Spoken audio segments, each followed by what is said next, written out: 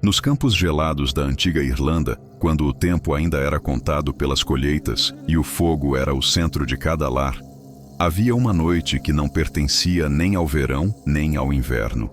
Uma noite em que o vento mudava de direção e as estrelas pareciam tremer no céu.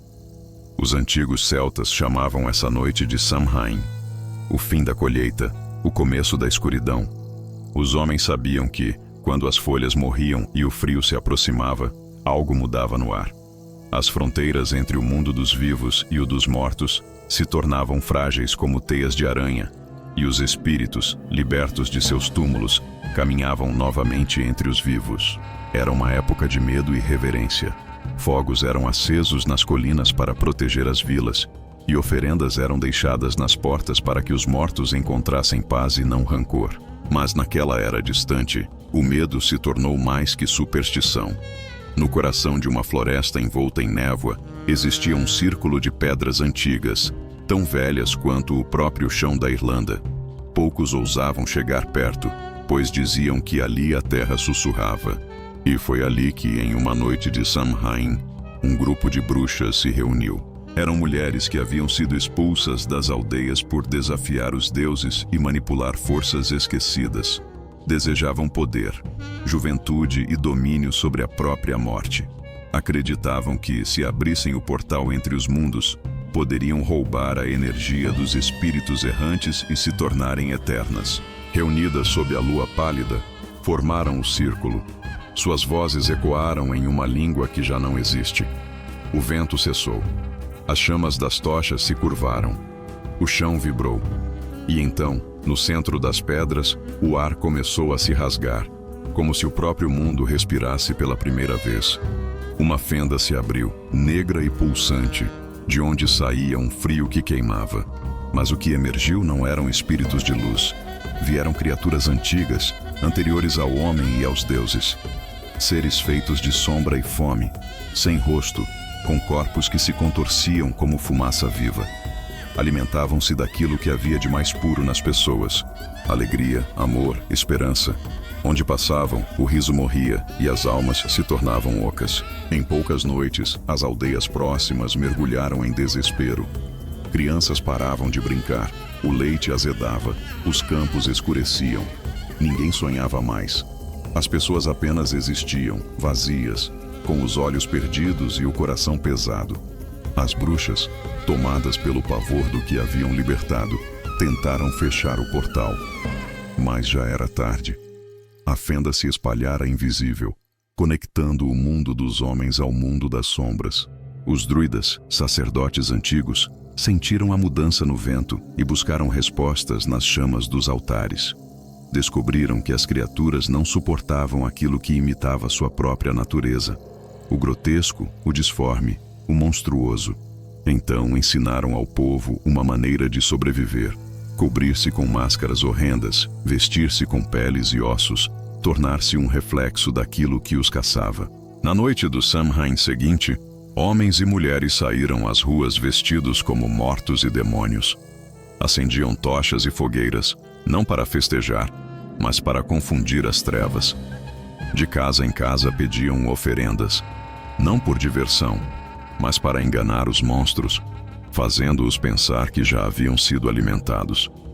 Os doces, frutas e grãos eram deixados nas portas como presentes para apaziguar a fome invisível que rondava as vilas. E por algum tempo, funcionou. As criaturas recuaram, voltando ao breu de onde vieram. O portal, enfraquecido pela luz e pelo medo transformado em disfarce, adormeceu. As bruxas desapareceram, perseguidas pelos que sobreviveram ao terror. Alguns dizem que foram queimadas, outros juram que se fundiram às próprias sombras e ainda caminham entre os vivos, esperando a chance de reabrir a fenda. Mas o mal não morre, apenas muda de forma. Os séculos passaram e as memórias se tornaram lendas. O Samhain foi se misturando a outras tradições, cruzando oceanos e sobrevivendo em novos nomes. O Halloween nasceu como uma sombra moderna daquela antiga noite irlandesa. As pessoas continuaram a se fantasiar, sem lembrar do motivo. As máscaras viraram brincadeira, Os pedidos de oferenda se transformaram em doces, e o medo se escondeu sob o riso. Mas as forças antigas nunca deixaram de ouvir. A cada 31 de outubro, quando o vento sopra frio demais e o luar parece manchado de vermelho, dizem que o véu volta a se abrir, apenas por algumas horas. Nessa brecha, as criaturas esquecidas sentem o cheiro da alegria humana e se alimentam novamente, discretas, invisíveis, misturadas às sombras da noite. Elas não precisam mais tomar forma física. Vivem nas brechas da mente, na tristeza repentina, no vazio inexplicável, naquele instante em que o riso morre sem razão. Alimentam-se do desânimo, da apatia, do medo travestido de rotina. E quanto mais o mundo se enche de luz artificial e felicidade falsa, mais fortes elas se tornam. Alguns dizem que é por isso que o Halloween nunca desapareceu, que a humanidade, mesmo sem entender, ainda repete o antigo ritual. Ao vestir máscaras, tenta esconder-se novamente. Ao rir do medo, tenta domá-lo. Ao dar doces às crianças, tenta apaziguar o mesmo apetite ancestral que devorou as aldeias da Irlanda há milênios. Há relatos de que, em certas vilas isoladas, nas colinas cobertas por névoa, pessoas ainda acendem fogueiras silenciosas. Dizem que fazem isso não por tradição, mas por necessidade, que ainda se ouvem sussurros entre as árvores e passos leves nas pedras antigas. Que há olhos sem rosto observando da escuridão, esperando o instante certo para atravessar, e quando a lua cheia toca o topo das pedras do velho círculo, o vento ganha voz. É o mesmo som que um dia anunciou a abertura do portal. Alguns o chamam de simples corrente de ar. Outros juram que é o chamado das bruxas, ecoando pela eternidade, tentando retomar o poder que perderam.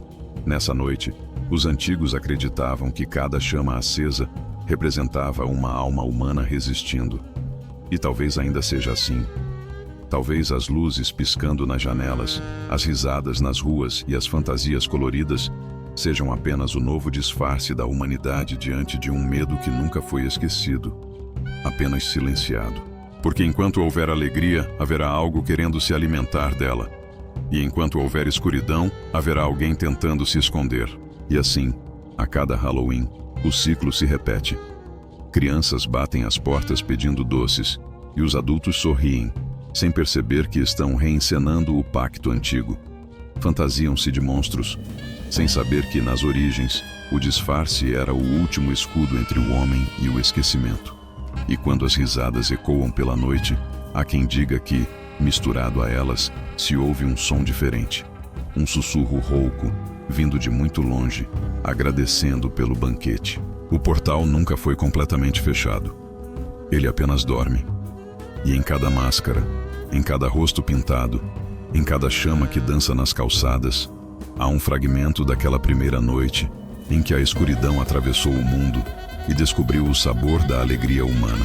E talvez quando o último fogo se apagar e ninguém mais se lembrar do porquê das máscaras, ele desperte de novo.